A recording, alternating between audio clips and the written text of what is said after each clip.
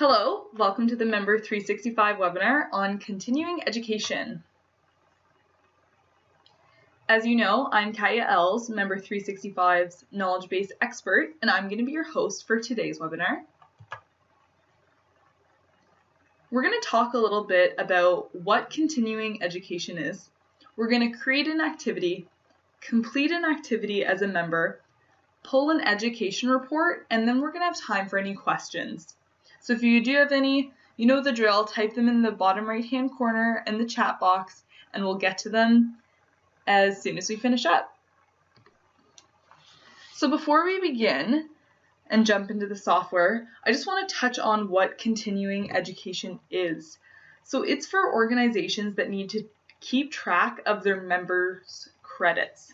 So it's designed to create different activities, assign credits to those activities, manage the activities that your members complete, and track the credits that are attached to those activities of what your members are getting.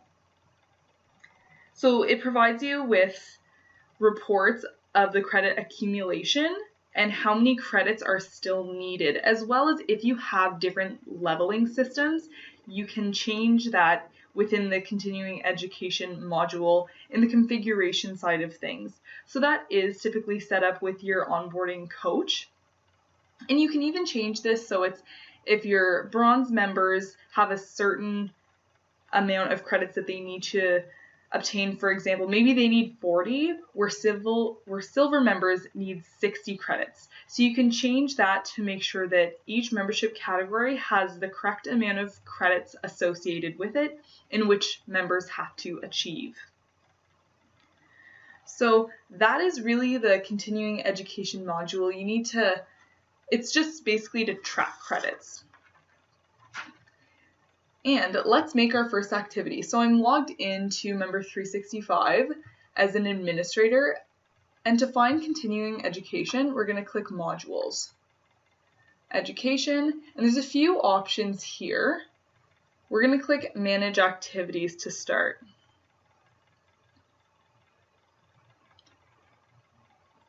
On this page, you can search for activities, even edit other activities, delete activities. Once selecting them, a delete box will pop up. Export this information to Excel if you need. What we're going to do is add an activity.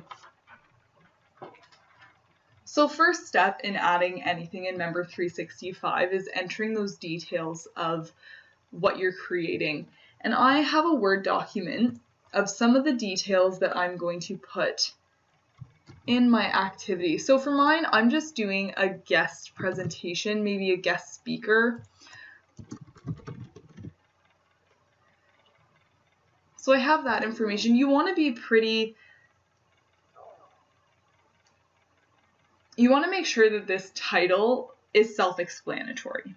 So when a member sees the title of the activity, they know what the activity is. Same as the description. You want to add in any really important details in the description so members know exactly what they have to do, how many credits they're receiving, maybe even where it is. There are other spots where you can put the address and more information, but it's good to also have those details in the description. If you have had a member or a contact approach you with an idea of an activity and you're not the full administrator, maybe you are a helper and you need to get these approved, you can do that. And if you can assign this or say requested by. So if somebody has approached you and said that they have a request for an activity, this is where you would put who asked you to request this activity. You can select a category. This is really to organize the activities. So mine's under guest presentations. You can add a new one if you'd like as well. Even create a subcategory. Maybe you want to dial out the year. So guest presentations of 2017. Even go further, guest presentations of fall 2017 or summer 2017. And next is the level. So I have set up that it's level 1, 2, and 3. This is also customizable when you are onboarding with Member 365. You don't have to have a level either, but a lot of organizations will do this and say maybe you need 10 credits for level 1, 20 credits for level 2, and 30 credits for level 3. Therefore, when you assign the credits, let's say this is a level 3 activity. If somebody who already has their 30 credits for level 3, it would be pointless to do this activity if they're missing their credits for level 1 and 2. For this, I'll put 5 for my credits, which is also very important, assigning the credits to the activity. And now for membership categories, you can select who's eligible to actually be to take this activity. So I'm going to say all of my membership categories are available to do this. If you want to provide a little more details, or if your activity is not even held through your organization, maybe it's held through a school, maybe they have to do a certain program or a course, you would enter that information here. So you can, if you do have outsider activities that you are managing through Member 365, you would put that information here. Even the activity website that it's being held at, you would add in that website here. You can provide activity contact email if there is a separate person in charge of this activity for the individuals partaking in this activity to contact via email, via phone. Put in the activity location. I'm just going to say Ottawa, Ontario right now. Activity leader, who's going to be in charge of this activity. The start date.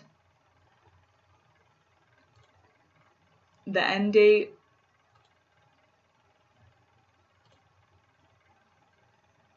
The number of days that's taking place. Number of hours. Let's just put 3. Any other notes that are important to note on this? So maybe the time, where it's being held, anything that members may need to bring for this activity to complete it. And also if this is an activity that is being requested by something, any notes about that as well. Pre-accreditation, you can toggle on or off. You can have this activity displaying on the website, on your public website to your members. You also have the ability to put this on a transcript. So we now have the ability to create transcripts, and anything that if this is toggled on and a member completes it and gets their 5 credits, this will be displayed on that transcript. Here you're able to select the status of the activity. So like I mentioned earlier, if it's requested, you can set this as pending if you're not a member who has the ability, if you're not an administrator who has the ability to approve it right away. You also have the option to deny if you have those admin capabilities. Since I do, I'm going to say approved. You're even able to send an email at this time to whoever can take part in this activity. I'm going to select submit.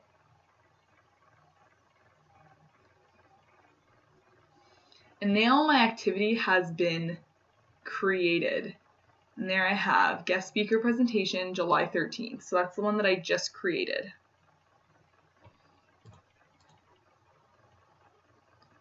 So that's all the details in creating an activity in the continuing education of Member 365. After creating an activity and it hasn't been mailed out yet, on your dashboard in the alert section, you'll notice approved activities pending mail out. So that means that the activity that we just created, it was already approved, but it hasn't been mailed out yet. You can do that right from your dashboard on that alerts page. Now let's hop in as a member and see how they would complete an activity. Since it's not the same as learning management where it's completing a test or completing a quiz, what your members would do is enter the date that they had attended the activity. But okay, so here I'm signed in as a member. And to find my education section, I click the education here, and I can do education activities. And here it's going to list, see, here's my different levels. I have my minimum required, my maximum required, and what I have, my accumulated to date. So in level 2, I have 2 out of 15. Or sorry, level 2, I have 10 out of 15. And level 3, I have 0 out of 15.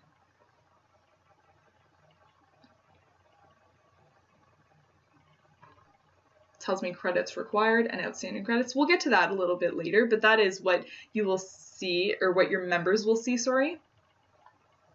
And here is the activities that I've actually taken part of and the credits that I've earned from there and all the levels that are associated with it. So I see I have quite a few level 2s, level 1s, 1 level 3. I'm going to click add new activity. And this is where I can find the one that we have just created. And I can select that. And I see that there's 5 credits available for this. So now I have to say the date that I've actually attended this activity.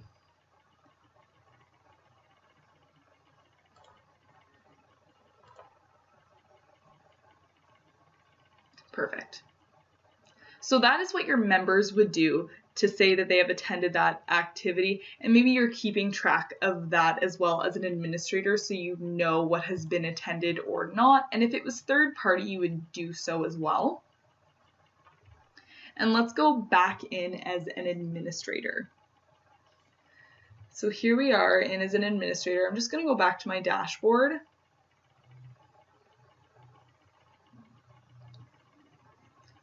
And now I'm going to pull up my individual contact record.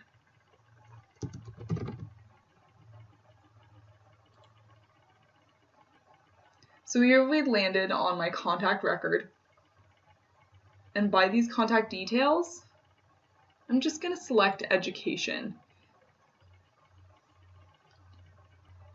This pulls up the same information as what the members see. So you're seeing exactly what the members are seeing, and you can even change that collection time period as well. But there's the level 3 that I've just completed, and there's the 5 credits that I've gained from that. So it tells me my outstanding credits and the credits required, so how many I have. And here are the activities that I have done, and if you know that they have not actually done them, it would be, you can trash them right there. So this is what it looks like on an individual level for an education report. Let's take a look as a whole organization credit report. So to do this, again, we're going to click modules, education, and the very first one, education credit report. This is going to show you your organization as a whole and their credit report as a whole. So here you would select the status, whether it's in progress, people who have completed their credits.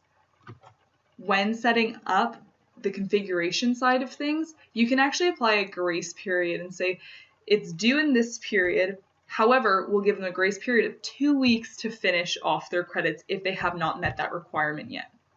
And then you also have the option of did not complete.